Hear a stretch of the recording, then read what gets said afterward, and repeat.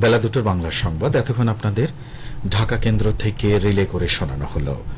বাণিজ্যিক কার্যক্রম বাংলাদেশ বেতার রাজশাহী। প্রিয় শ্রোতা, এখন শুনুন আমাদের স্থানীয় সংবাদ।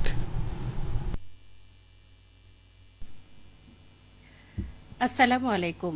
বাংলাদেশ বেতার রাজশাহী স্থানীয় সংবাদ পড়ছি মহসিনা পারভিন। রাজশাহী মেডিকেল কলেজ হাসপাতালে গত 24 ঘণ্টায় হামের উপসর্গ নিয়ে আরও এক শিশুর মৃত্যু হয়েছে। এ নিয়ে হামের উপসর্গে মৃত্যুর সংখ্যা দাঁড়াল 43 জনে।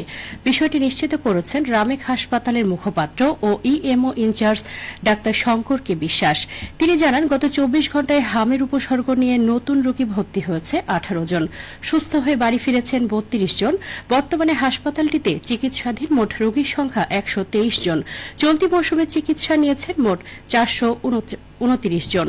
এদিকে রাজশাহী মেডিকেল কলেজ হাসপাতালে হামের উপসর্গ নিয়ে ভর্তি রোগীদের জন্য পৃথক একটি ওয়ার্ড সহ 2টি কর্নার করা হয়েছে। এছাড়া নির্ধারিত 4টি ওয়ার্ডে শিশুদের চিকিৎসা দেওয়া হচ্ছে। বৃদ্ধি করা হয়েছে শিশুদের জন্য নির্ধারিত আইসিইউ বেডের সংখ্যা। শিশুদের জন্য নির্ধারিত 4টি ওয়ার্ডে বেডের সংখ্যা 200টি। পরিস্থিতি মোকাবেলায় শিশুদের হামের টিকা সহ পুষ্টিকর খাবারের পরামর্শ দিচ্ছেন চিকিৎসকরা।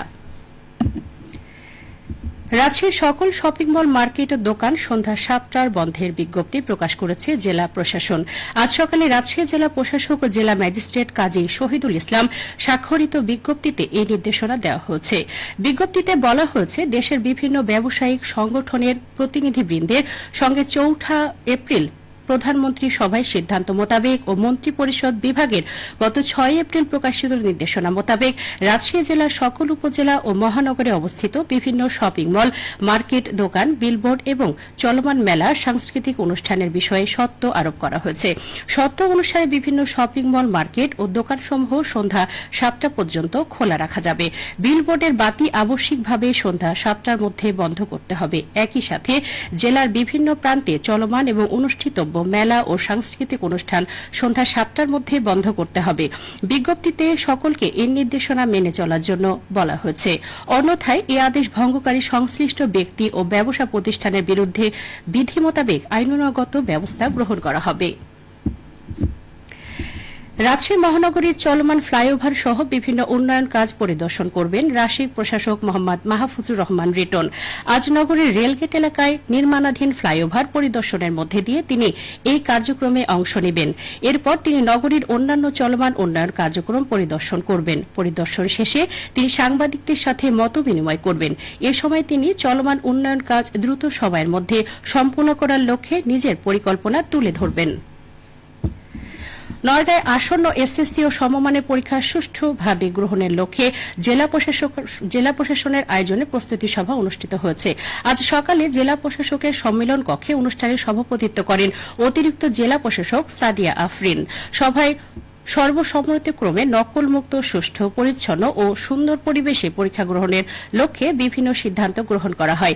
পরীক্ষা কেন্দ্রের সমূহে দায়িত্বরত কর্মকর্তাদের যথাযথ দায়িত্ব পালন, সঠিক নিয়মে প্রশ্নপত্র এবং উত্তরপত্র সরবরাহ ও সংগ্রহের বিষয়ে বক্তাগণ বিশেষ গুরুত্ব আরোপ করেছেন।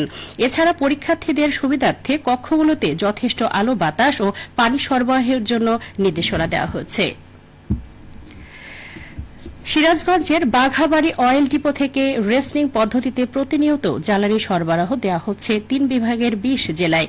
আজ সকাল 7টা থেকে ডিপোর জ্বালানি সরবরাহকারী প্রতিষ্ঠান পদ্মা, মেঘনা ও যমুনা পেট্রোলিয়াম 253টি পাম্পকে জ্বালানি সরবরাহ শুরু করেছে।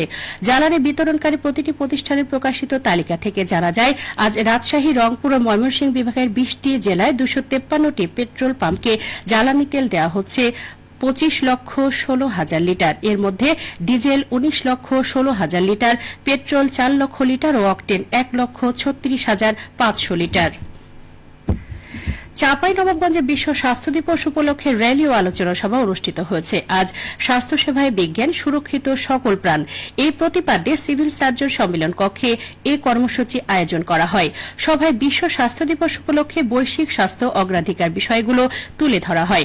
স্বাস্থ্য খাতে টেকসই অগ্রগতি অর্জনে প্রয়োজন সম্মিলিত উদ্যোগ, দূরদর্শী নেতৃত্ব এবং প্রমাণভিত্তিক সিদ্ধান্তের বাস্তবায়নে সরকার কাজ করছে বলে সভায় জানানো হয়। সব শেষে আবহাওয়া। আজ দুপুর 2টায় রাজশাহীতে তাপমাত্রা ছিল 34 ডিগ্রি সেলসিয়াস। এ সময় বাতাসে আপেক্ষিক আর্দ্রতার পরিমাণ ছিল 39%। রাজশাহী পার্শ্ববর্তী এলাকায় আজ সূর্যাস্ত সন্ধে 6টা 24 মিনিটে। সংবাদ শেষ হল। আমাদের পরবর্তী সংবাদ বিকেল 4টা 5 মিনিটে।